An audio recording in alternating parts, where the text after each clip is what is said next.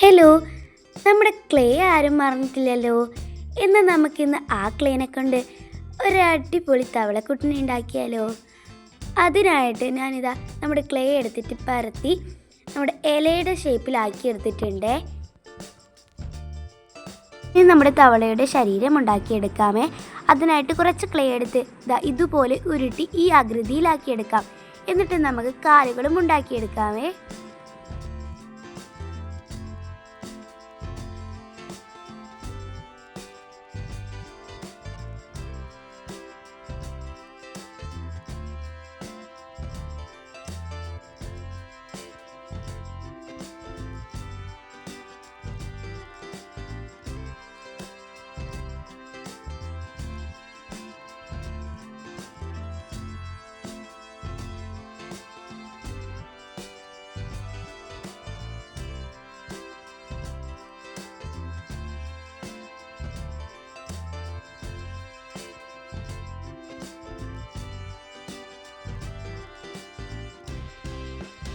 ഇനി നമുക്ക് തവളയുടെ ശരീരത്തിലെ മുകളിൽ നിൽക്കുന്ന ബോൺ ഉണ്ടാക്കിയെടുക്കാം.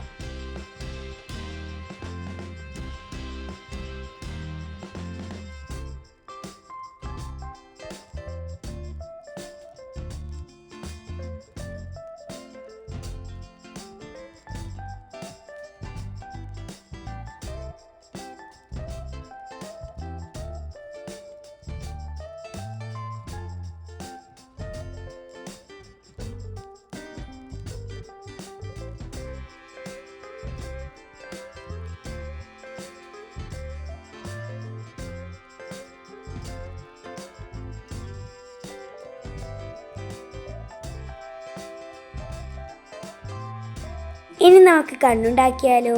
അതിനായിട്ട് കുറച്ച് ക്ലേ എടുത്തിട്ട് ഉരുട്ടി കണ്ണിൻ്റെ സ്ഥാനത്ത് വെക്കണം. അങ്ങനെ നമ്മൾ 2 കണ്ണുകൾ ഉണ്ടാക്കിയെടുത്തു. ഇനി നമുക്ക് കൺപോളകളാണ് ഉണ്ടാക്കിയെടുക്കേണ്ടത്. ഇനി നമ്മുടെ തവളയുടെ വായയുടെ അടിയിലായിട്ടുള്ള അധികം വരുന്ന ക്ലേ നമുക്ക് ചിരണ്ടി കളയാം.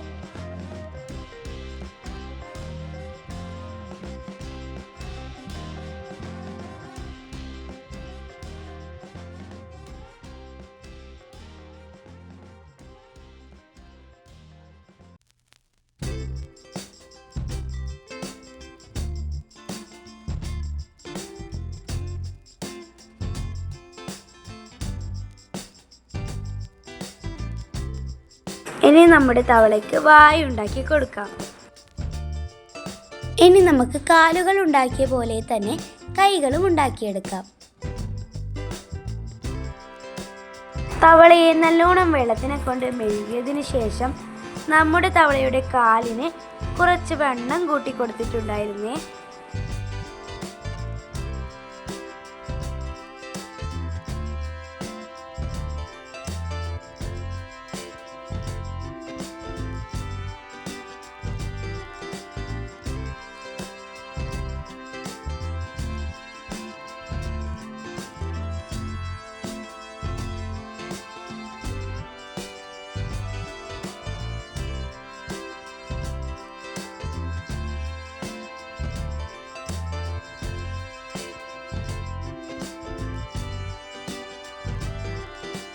നമ്മളിനി മൊത്തത്തിലാക്കിയതിനു ശേഷം നല്ലോണം വെള്ളത്തിനെ കൊണ്ട് മെഴുകിയെടുക്കാം.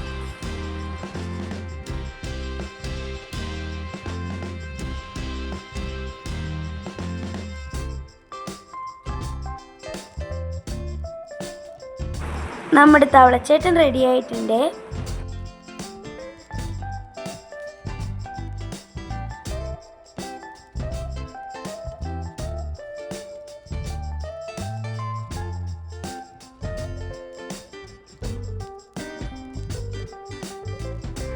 ഇനി നമ്മുടെ തവളച്ചേട്ടനെ പെയിൻറ് ചെയ്തെടുത്താലോ.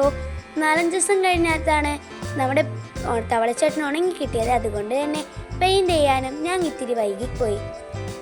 നമ്മുടെ തവളച്ചേട്ടൻ്റെ ഇടയ്ക്ക് നല്ല പച്ച കളർ കൊടുക്കുന്നുണ്ട്. ഇടയ്ക്കിടയ്ക്ക് മഞ്ഞയും ചേർത്ത് കൊടുക്കുന്നുണ്ട്. ഇനി അതേ പച്ച എണ്ണ നമ്മുടെ തവളച്ചേട്ടൻ്റെ ശരീരത്തിനും കൊടുക്കാം. കൂട്ടത്തിൽ ഇച്ചിരി മഞ്ഞയും കൂടി ചേർത്ത് കൊടുക്കണം.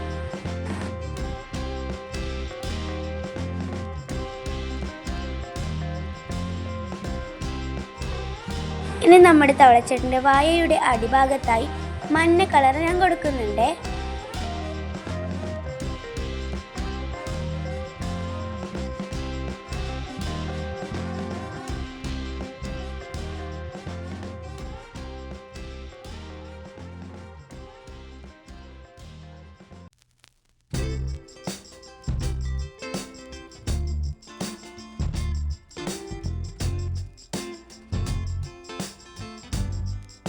ഇനി നമ്മുടെ തവളച്ചേട്ടൻ്റെ കണ്ണിന് പെയിൻ്റ് അടിച്ചു കൊടുത്താലോ?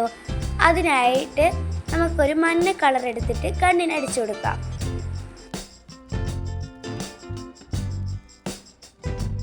അതിനുശേഷം കറുപ്പും കൊടുക്കണം. അങ്ങനെ നമ്മുടെ തവളച്ചേട്ടൻ ഇവിടെ റെഡി ആയിട്ടുണ്ട്. എങ്ങനെയുണ്ട്? നിങ്ങൾക്ക് ഇഷ്ടപ്പെട്ടോ? ഇഷ്ടപ്പെട്ടിട്ടുണ്ടെങ്കിൽ കമൻറ്റ് ചെയ്യണേ. പിന്നെ ഷെയർ ചെയ്യാനും ലൈക്ക് ചെയ്യാനും സബ്സ്ക്രൈബ് ചെയ്യാനും ഒരിക്കലും മറക്കരുതേ.